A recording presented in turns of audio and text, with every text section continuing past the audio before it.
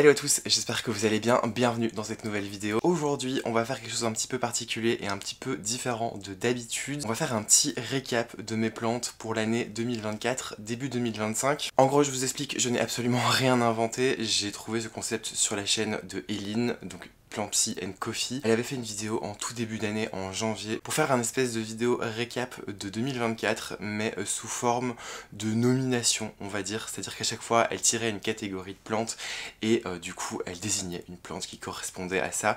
Et j'ai trouvé l'idée vraiment super sympa et super chouette à faire. Du coup, je me suis permis de lui faire un petit message pour lui demander si ça la dérangeait si je reprenais le concept sur ma chaîne, ce qu'elle a directement accepté. Donc voilà, je lui fais des gros bisous au passage. Je vous fais cette vidéo et je vous la sors maintenant parce que bientôt va sortir le plan de tour. D'ailleurs, j'en profite, si jamais vous n'êtes pas encore abonné à cette chaîne, n'hésitez pas à cliquer sur le petit bouton juste en bas de la vidéo et n'oubliez pas non plus de cliquer sur la cloche pour recevoir des notifications à chaque fois que je sortirai une nouvelle vidéo. Je vous mets également mon compte Instagram juste ici à l'écran avec le QR code, comme ça ce sera beaucoup plus facile. Comme ça vous serez tenu au courant de quand sortira le plan de tour, mais je trouvais plus pertinent de vous faire cette vidéo là juste avant. Alors dites-moi ce que vous pensez de ce petit setup ici derrière, mais à vrai dire, la semaine passée je vous ai fait un weekly vlog où à un moment j'ai filmé comme ça dans cet angle et je trouvais ça juste trop beau avec les plantes. Donc du coup faites pas attention si peut-être vous allez voir dans le reflet de la télé les éclairages parce que c'est le soir et qu'en plus ici j'ai pas beaucoup de lumière donc je suis obligé d'éclairer. Là c'est en train de me brûler la rétine littéralement, mais voilà je sais pas faire autrement. Il y a la télé qui est juste derrière, quand je suis comme ça et que je vous parle il n'y a aucun souci, vous voyez pas les éclairages et c'est pas trop moche. Par contre quand je vais vous montrer les plantes, eh bien je vais me décaler donc vous verrez ça, faites pas trop attention, voilà. Donc le concept est super simple comme je vous l'avais dit, il y a plusieurs catégories à chaque fois et ce que je vais faire c'est que j'ai mis chacune des catégories ici dans un petit gobelet et je vais les piocher au fur et à mesure. Je préfère faire comme ça parce que je me dis que c'est un peu plus chouette d'avoir les catégories de manière aléatoire et puis j'ai pas du tout réfléchi aux réponses que j'allais vous donner. En fait j'ai juste noté à la chaîne chacune des catégories, je les ai mis sur des petits papiers et j'ai mis ça là-dedans. J'avais vraiment envie de vous faire des réponses spontanées donc je préfère faire comme ça et je me dis que de piocher à chaque fois dans ce petit pot, ça permet d'avoir un ordre différent. Que ma vidéo risque de durer un petit moment, je vous invite tout de suite à vous préparer un petit thé, un petit café, un chocolat chaud, ce que vous voulez. Et puis on va directement commencer la vidéo. Premier petit papier que je vais tirer au sort et je vais bien les mélanger. La plante qui a le plus poussé, et c'est plutôt pratique, je vais pas devoir beaucoup bouger parce qu'elle se trouve juste ici à l'arrière. Et c'est ma Monstera Leuconera Lemon Lime. Elle est vraiment devenue énorme. Déjà elle est dans un superbe pot, je trouve juste trop beau ce pot. Je l'avais trouvé au Garden Center OML et j'avais kiffé la couleur et du coup j'en ai profité pour mettre cette super Monstera. Alors c'est un peu dommage parce que maintenant on le voit plus du tout. C'est une Monstera que j'avais prise dans ma boutique qui était toute petite, j'en vends régulièrement et en même pas un an, regardez ce que ça a fait. Et normalement elle est censée être encore plus grande parce que j'en ai fait des boutures il y a déjà quelques mois. Donc j'avais déjà taillé cette plante et elle a poussé de plus belle. Et là ce que je vois c'est qu'elle est en train de me faire justement des petites tiges avec des fleurs. Donc ça c'est trop chouette.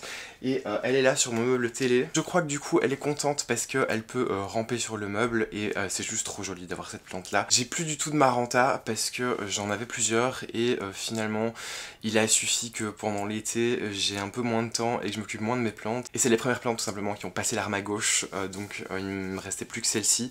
Mais celle-ci c'est ma préférée honnêtement parce que je trouve que c'est celle sur laquelle on voit le mieux les rainures et les veines en fait des feuilles. Donc vraiment j'adore cette plante et elle est juste trop belle, elle est hyper simple en plus d'entretien. Il suffit juste de laisser le terreau constamment un petit peu frais. Moi dès que ça commence un petit peu à sécher, je réarrose et puis c'est fait. Et si jamais elle a un petit peu trop soif, vous allez le voir parce qu'elle va un petit peu tirer la tête, mais vraiment il n'y a rien de plus simple comme plante. Ce qui est cool aussi, je sais pas si on le verra là derrière, mais en fait elle a un éclairage horticole juste au-dessus, donc elle est trop contente. Seconde catégorie, je le rappelle les amis, c'est toujours pour l'année 2024, début 2025, parce que moi je sors cette vidéo, en tout cas au moment où elle sortira, on sera déjà début mars, donc je compte début 2025 dedans, parce que sinon ça va être un peu compliqué pour moi. La plante qui m'a le plus lassé, c'est pas une plante en particulier, en tout cas je vais vous en montrer une, mais c'est plutôt une famille de plantes, et je crois que je l'avais déjà évoqué il y a déjà un petit moment. Et là pareil, je vais pas devoir bouger beaucoup parce qu'elle est juste là posée près de la porte, parce que c'est une plante en fait dont je m'occupe absolument plus, je vous avoue. C'est mon philodendron Birkin, il tire la tête tout simplement, comme vous le voyez. Quand je dis que c'est vraiment une famille de plantes vraiment qui m'a lassé, c'est tout ce qui est philodendron. Je les trouve très beaux, comme je vous disais, j'en avais pas parlé je crois dans ma vidéo FAQ de fin d'année. C'est une famille de plantes que je trouve très belle. À ce niveau là les amis, il n'y a aucun problème. C'est juste que moi j'ai pas de quoi leur donner les bonnes conditions, j'ai pas de quoi les faire grimper. Celle-ci typiquement c'est une plante que j'avais achetée chez Plantes pour tous. Et c'est dommage parce que j'y tenais quand même un petit peu, sauf qu'elle poussait pas et à chaque fois elle me sortait des feuilles qui pourrissaient directement en fait dans la cataphylle. Donc c'était juste chiant, ça m'a lassé. Pourtant je l'ai rempoté, tout ça. Mais voilà, et en fait pour vous dire la vérité, cette plante est près de la porte là parce que ça va bien faire 1 mois et demi que j'ai décidé de l'abandonner et de ne plus l'arroser. Donc voilà, on voit qu'elle a soif, elle est pas tip top. Mais vraiment cette plante me saoule. Je pense que je vais la donner à ma mère en fait, elle s'en occupera certainement mieux que moi. Et au pire si elle meurt comme ça, elle mourra pas chez moi. On continue les amis avec la prochaine catégorie. Vraiment j'adore ce jeu. Si vous avez d'autres idées d'ailleurs de tags ou ce genre de choses à faire autour des plantes, même les fleurs en vrai, n'hésitez pas à me le dire dans les commentaires, ce serait trop cool de faire ça. Vraiment ce genre de vidéos, j'aime trop les faire. La plante la plus décevante, alors j'aurais pu remettre le philodendron Birkin, mais j'ai décidé d'en mettre une autre. Celle-ci je vais devoir aller la chercher dans la chambre et c'est un anthurium, vous allez vite comprendre. Et voilà les amis, la plante qui m'a le plus déçu. Ça se voit pas comme ça parce que c'est juste un pot avec plus grand chose, sauf que je vous promets que là il y a un petit truc, mais je pense pas que vous arriverez à le voir. C'est mon anthurium Green Mambo X Forgetii. C'était un de mes anthuriums préférés, vraiment je l'adorais, je le trouvais trop beau. Il avait une couleur qui était assez particulière en plus, et finalement en fait il a pas survécu. J'ai tout fait pour le sauver, vraiment, mais je comprenais pas ce qui lui arrivait. En fait il me faisait constamment des feuilles qui étaient atrophiées, recroquevillées, qui étaient pas très belles et hyper petites en plus de ça. Donc je pense qu'il essayait tant bien que mal de refaire des nouvelles feuilles pour pouvoir avoir de l'énergie, mais que comme il avait trop peu d'énergie en fait il n'arrivait pas à faire des feuilles qui étaient stables et qui étaient comme il faut. Donc voilà, je suis un petit peu déçu juste parce que j'y tenais vraiment fort, mais c'est pas très grave parce qu'il y a pas longtemps, vous le savez, j'ai acquéri un nouvel anthurium et c'est le Forgetii. Je l'ai acheté il y a quelques semaines, c'était chez Jardiland Arctic, je vous en avais parlé, c'est Ava qui me l'avait envoyé. On va dire que ça me console un peu parce que c'est un Forgetii, mais c'est juste dommage parce que honnêtement celui-ci était super joli. Si jamais je retrouve une photo, je vous la mettrai juste ici, mais je l'adorais et donc voilà. Là il me reste un petit moignon en fait dans la terre, c'était une petite bouture que j'ai essayé de faire. Je vais voir si ça prend ou pas, je sais que ça peut prendre très longtemps, mais bref, dans tous les cas je vous donnerai des nouvelles, mais franchement là j'ai très peu d'espoir. L'achat le moins raisonnable, pour moi le moins raisonnable c'est une plante qui est excessivement chère. Alors clairement quand je pense à déraisonnable, je pense à mon énorme Monstera Albo Variegata qui se trouve à la boutique parce que je l'ai payé plusieurs centaines d'euros et que c'est vraiment excessif. Mais c'est une plante que j'ai achetée je crois il y a 2 ans, donc ça compte plus vraiment pour cette vidéo-ci. J'ai pas fait énormément d'achats déraisonnables, mais du coup j'ai pensé à un achat que j'ai fait il y a pas longtemps. En fait, avant de vous le montrer, je vais vous expliquer l'histoire. Je voulais m'offrir une plante pour mon anniversaire. Mes parents en plus, plutôt que de m'offrir un cadeau, en général, ils m'offrent une petite enveloppe avec des sous.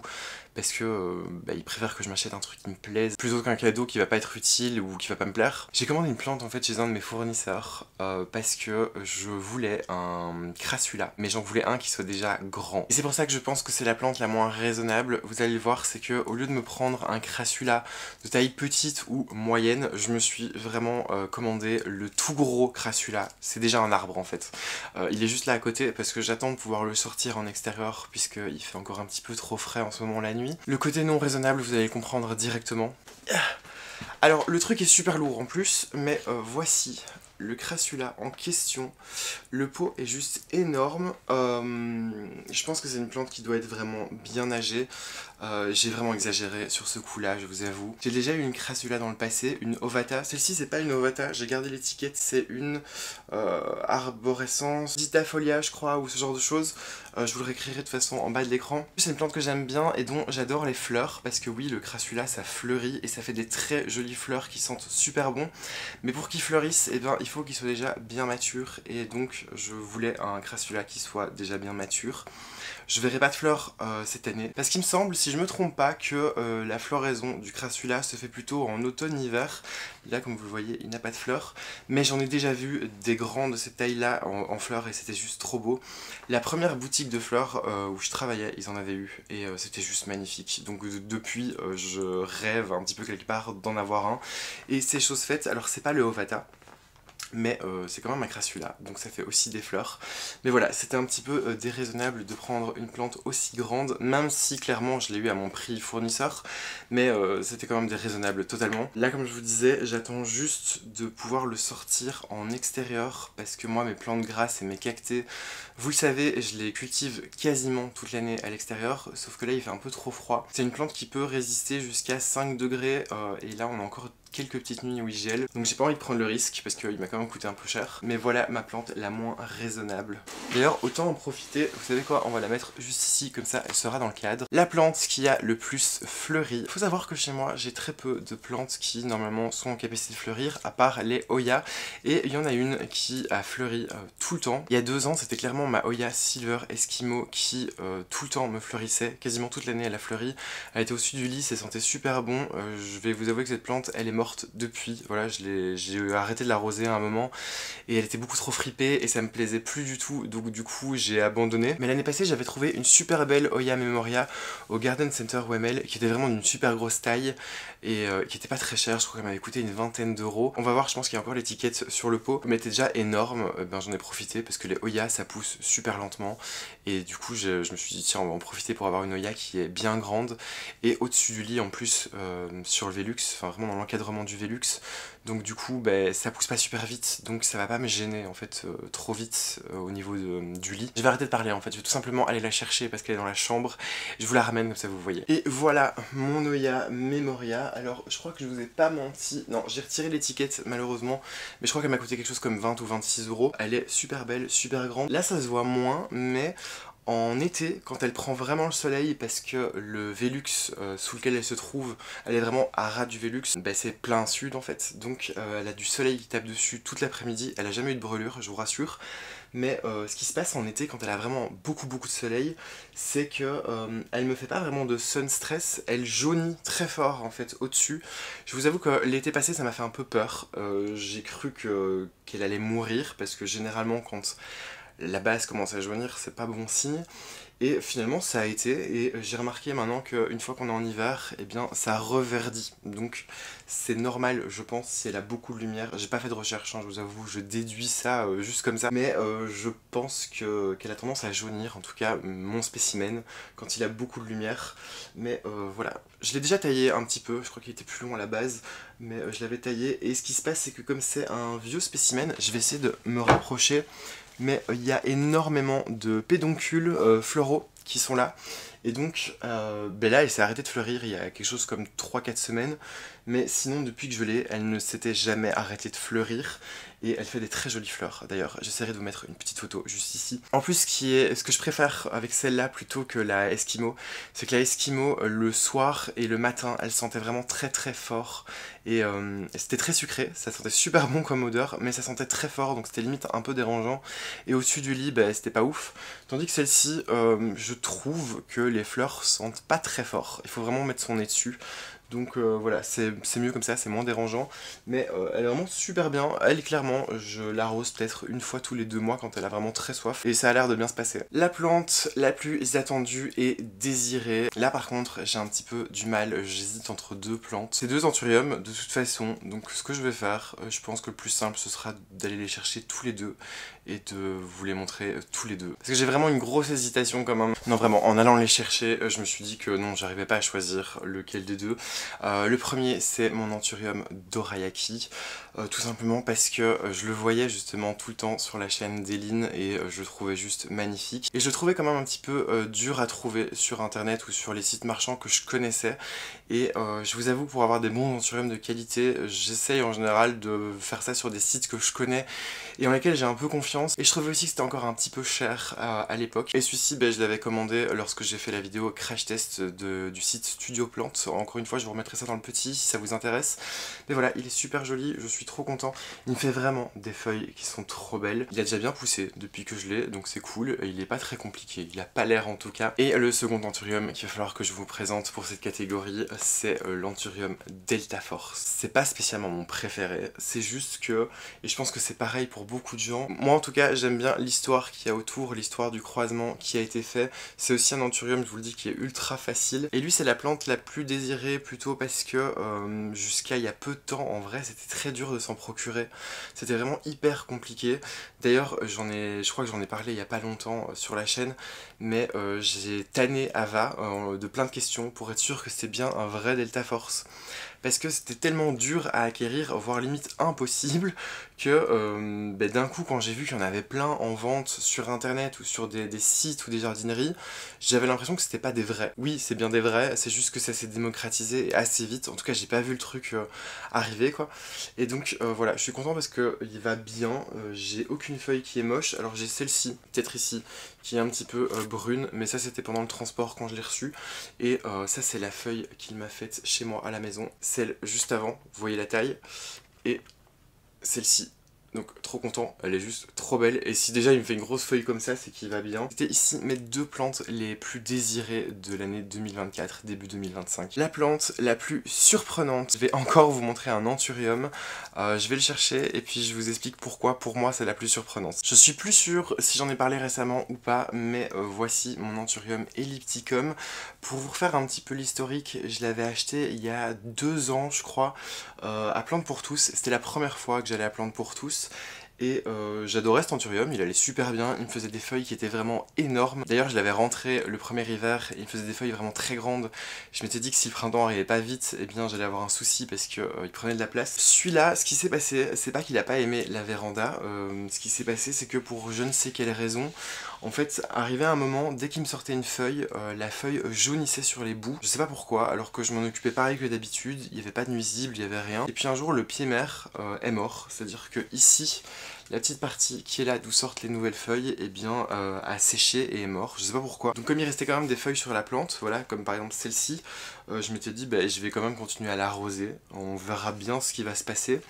Et ce qui s'est passé au bout de nombreux mois d'attente, c'est que finalement, la plante a fait plein de rejets. En gros, la feuille que vous voyez ici, c'est encore une feuille qui est accrochée au pied mère. C'est la seule feuille du pied mère. Et toutes les autres feuilles que vous voyez là, eh bien c'est tous les petits rejets. Je pense que ça se verra mieux comme ça, mais ça c'est un rejet, ça c'est un rejet. Là aussi il y a un rejet, donc cette plante va super bien au final. J'attends juste que les rejets poussent un petit peu plus, parce que je pense que le pied mère lui il va plus jamais rien donner. C'est la plante dont j'ai été le plus étonné, parce que honnêtement je m'attendais à rien. Je pensais juste qu'elle allait mourir à petit feu, et finalement eh bien elle m'a fait 3 nouveaux rejets, et donc 3 nouvelles plantes, donc moi je suis juste super content. La plante qui a fait la plus belle feuille, décidément on s'arrête pas avec les anthuriums, je suis désolé les amis, mais voilà, j'ai vraiment tiré au sort et je vais vous chercher directement cette plante. Pour moi les amis, la plante qui m'a fait la plus belle feuille, c'est mon anthurium luxurians. Je vous l'ai déjà montré plein de fois. Il n'y a plus qu'une feuille, hein, parce que celle-ci qui est sur l'autre pied a jauni. D'ailleurs, il est en train ici de me faire une nouvelle feuille, donc je pense qu'elle sera encore plus belle et plus grande que celle-ci, mais voilà, j'adore cette feuille, elle est juste trop belle. Déjà elle est toute brillante, elle a une forme de bouclier que je trouve trop sympa, la couleur est super belle, et je pense que c'est mon anthurium préféré, définitivement. Là comme ça il paye pas de mine encore une fois parce qu'il a juste une feuille, mais il y en a une autre qui est en train d'arriver, donc je m'inquiète pas. Mais ça a été la plus jolie feuille que j'ai eue cette année, vraiment. Quand je l'ai vue grandir petit à petit, je pensais qu'elle n'allait pas être si énorme que ça, et finalement elle a mis bien 2 semaines à finir de se former, et regardez comme c'est beau. Je vous refais vite ici un gros plan, parce qu'elle est juste magnifique. Et encore vous n'avez pas sa vraie couleur malheureusement, mais elle est d'un vert très très profond. Donc vraiment j'adore. La plante que j'ai réappris à aimer, alors c'est une catégorie de plantes que j'ai réappris à aimer, ce sont les alocasias. Vous le savez peut-être, quand j'ai démarré ma chaîne, j'avais pas mal d'alocasias. J'ai fait l'erreur je pense de prendre beaucoup de baby alocasia, ce qui est beaucoup plus compliqué. Mais j'avais quand même quelques grandes alocasias. J'avais notamment une alocasia marani qui était vraiment mon alocasia préférée. Elle par contre elle est morte tout simplement parce qu'elle n'a pas arrêté pendant tout l'été dernier de me faire fleur sur fleur. Je crois qu'on a été sur une 15aine de fleurs d'affilée et ça l'a épuisée et elle est morte. Et puis les alocasias c'est aussi des plantes que personnellement je trouvais un petit peu difficile à gérer au niveau de l'arrosage. Donc j'avais un petit peu laissé tomber, mais il se trouve que il y a 6 mois, 1 an, quelque chose comme ça, j'ai récupéré une alocasia de la boutique parce qu'elle allait mal, elle avait eu une attaque d'acarien, je l'avais traitée et puis elle était pas très jolie, elle supportait pas trop le froid à la boutique, donc je l'avais ramenée à la maison et j'ai voulu faire une expérience avec, puisque je me suis dit de toute façon les alocasias je m'en fiche, je ne les aime plus. Je m'étais dit je vais la mettre en hydroculture avec des billes d'argile dans un vase. et je vais essayer en même temps de diviser un des rhizomes. Et je me dis de toute façon tant pis si jamais ça marche pas, j'ai aucun affect avec cette plante et je vais vous montrer ce qu'elle donne maintenant parce qu'elle est devenue vraiment super belle. Voilà l'Alocasia, je ne connais plus du tout son nom, je sais que c'est une Alocasia qui est hyper basique. Et ce que j'avais fait en fait, c'est que j'avais récupéré un vieux vase que j'avais chez moi. Je l'avais rempli avec des billes d'argile, un fond d'eau, et je crois que vous le verrez bien, mais ça a hyper bien raciné. Et ici, c'est super lourd, hein, je suis désolé. Mais ici, ce que j'avais fait, c'est que ça c'est la tête de ce rhizome là qui a repris, c'est en train de repousser là. Et ce rhizome m'a fait le petit rejet qui est ici. Et je vois même que j'ai un petit bulbi qui est juste là. Donc cette plante finalement c'est hyper bien retapé, mais je sais pas comment vous expliquer. J'aime toujours pas trop les Alocasia, mais celle-ci en fait, je sais pas comment vous expliquer, mais à force, je pense que j'ai commencé à m'attacher. En soi, elle a rien de génial, elle a juste des feuilles vertes, même le pot est vraiment pas joli, c'est vraiment un vieux vase. Mais je sais pas, j'ai commencé à m'attacher à cette plante au final et elle est devenue super jolie. D'ailleurs elle rentre même pas dans le cadre. Je me dis peut-être que je vais encore faire des expériences et peut-être encore couper des rhizomes et diviser. C'est Cuculata, voilà, je pense que le nom de cette Alocasia c'est Cuculata. Dites-moi si je me trompe, mais il me semble c'est la verte toute simple. Alors là elle a des petites feuilles évidemment parce qu'elle a pas beaucoup de lumière, mais elle est quand même super jolie. Et alors si jamais il y en a qui se demandent au niveau de l'arrosage comment est-ce que je fais en sorte d'avoir toujours un petit fond d'eau. Et parfois je mets un tout petit peu d'engrais, mais vraiment très dilué parce que je me dis que les racines trempent quand même dedans. Je sais pas si je fais bien, honnêtement. Si jamais il y en a qui s'y connaissent un petit peu mieux dans les commentaires, je suis à l'écoute, mais ça a l'air de fonctionner en tout cas parce qu'elle est devenue à nouveau magnifique. La plante qui a été la plus robuste. Et c'est une plante que je ne vous montre pas souvent, mais c'est mon cactus queue de singe. Je le trouve juste magnifique. Et pourquoi le plus robuste? Parce qu'encore une fois, comme la plupart de mes plantes succulentes et cactées, eh bien il passe quasiment toute l'année à l'extérieur.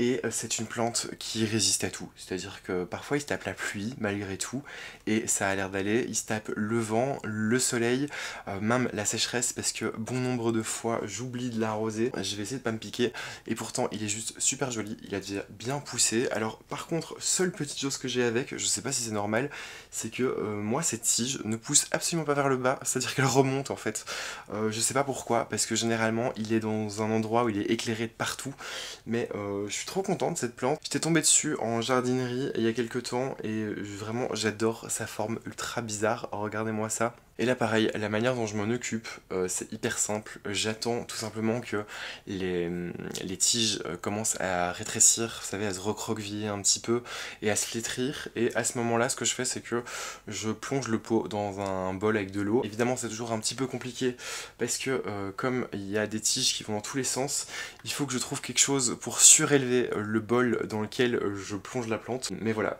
elle est super jolie, elle me fait plein de nouvelles pousses. Je sais pas si on le verra là, mais ça c'est une nouvelle pousse. Ça c'est une nouvelle pousse, là aussi au bout j'ai vu qu'elle s'est mise à pousser. Et ce qui est assez marrant avec ce cactus, c'est que il pique pas vraiment. Si on caresse ses épines dans le sens du poil, si je puis dire, il pique pas vraiment et il est vraiment super sympa, je le trouve rigolo.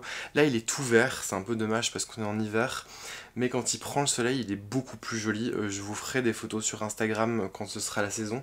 Mais voilà, c'est je pense un de mes cactus préférés. La plante la plus survivante, et là je dois pas réfléchir longtemps, parce que ça a été une plante que j'ai failli tuer, qui s'est pris en plus de ça limite des gelées sur la tronche alors qu'elle n'est pas censée résister à ça, et qui maintenant est devenue juste sublime. Cette plante c'est mon philodendron McDowell. J'avais deux philos rampants à l'époque. J'avais un Gloriosum qui était vraiment mon philo préféré, je le trouvais magnifique avec son feuillage un petit peu velours, et j'avais acheté ce McDowell sur le site de plantes il me semble. J'avais été un petit peu déçu à l'époque parce que quand je l'avais reçu il était vraiment très petit, il avait super bien poussé, je l'avais mis en jardinière parce que son tronc c'était super fort allongé. Ce qui se passe c'est que pareil, je l'avais mis dans la véranda, il avait pas trop aimé non plus la véranda, je crois qu'il avait fait un peu trop chaud aussi à un moment. Et il était quasiment mort, c'est-à-dire qu'il n'y avait plus rien, toutes les feuilles étaient mortes, avaient jauni, avaient séché, le tronc principal commençait aussi à sécher, en tout cas à la base. Et je pense que dans un dernier élan d'espoir, cette plante m'a fait un petit rejet. Je sais pas si on le verra bien, mais ici c'était le tronc de départ et il m'a fait un rejet. Et du coup je l'ai rempoté et voilà ce que ça donne. Limite, ça m'a fait une plante plus grande que quand je l'avais reçue à la base. Et il me fait des feuilles qui sont très jolies. Alors ici, C'est la dernière feuille qui est en train de se dérouler, donc il va encore grandir. Faudra bientôt, je pense, que je le rempote parce que ça atteint bientôt le bord du pot. Mais j'ai l'air de bien m'en sortir pour l'instant. Est-ce que je retenterai l'expérience de le mettre en véranda cet été? Pas sûr, parce que je crois pas que c'est le genre de conditions qu'il aime. Mais là, il a une place où il a pas mal de lumière. Il est juste devant la fenêtre et il a aussi une lampe horticole. Et ça a l'air de lui plaire. D'ailleurs, c'est pour ça qu'il est assez bien réparti. Il y a des feuilles qui se tournent vers tous les côtés. Je trouve ça trop joli. Et donc lui, comme je vous disais, c'est vraiment une plante Warrior parce que je l'avais, je vous disais, il allait pas bien quand il était en été dans la véranda. Je l'avais laissé totalement mourir. Et puis quand il a commencé à faire froid en automne, on a quand même eu plusieurs jours de fortes gelées malgré tout en Belgique. Et je l'avais laissé dans la véranda et c'est seulement après que je m'en suis occupé. Et regardez, il est à nouveau là. Donc c'est vraiment un survivant celui-là. La plante la plus facile, elle va prendre une place énorme et je vous en parle assez souvent, mais c'est ma plante préférée en plus. Là on va vraiment parler de ma plante préférée. Pour moi les amis, la plante la plus facile, enfin ma plante la plus facile en tout cas, c'est mon Pilea peperomioides. Regardez comme il est énorme, le pot est super lourd donc je vais essayer de le poser sur ma jambe. C'est une plante que je trouve super facile parce que pour peu qu'elle a de la lumière et un bon arrosage, eh bien elle pousse super vite et super bien. En plus de ça, c'est hyper simple de voir s'il y a quelque chose qui va pas au niveau de l'arrosage ou de la lumière, parce que généralement quand il y a des petits couacs, elle vous fait des feuilles qui sont plus vraiment très jolies et rondes, elle vous fait des feuilles qui sont un petit peu recroquevillées ou bien déformées. Et celle-ci, je l'ai eu toute bébé et regardez comme elle est devenue maintenant, elle est vraiment juste énorme. J'ai dû la mettre dans un pot énorme aussi. Elle a des tiges qui partent sur le côté du pot, enfin bref, elle est vraiment magnifique. Pareil, quand elle a soif, elle a tendance à juste un petit peu tirer la tête.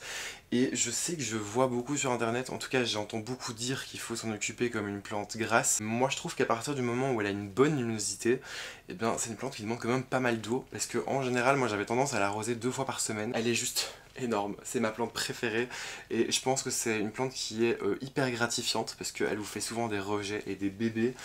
J'ai jamais eu vraiment trop de gros problèmes avec.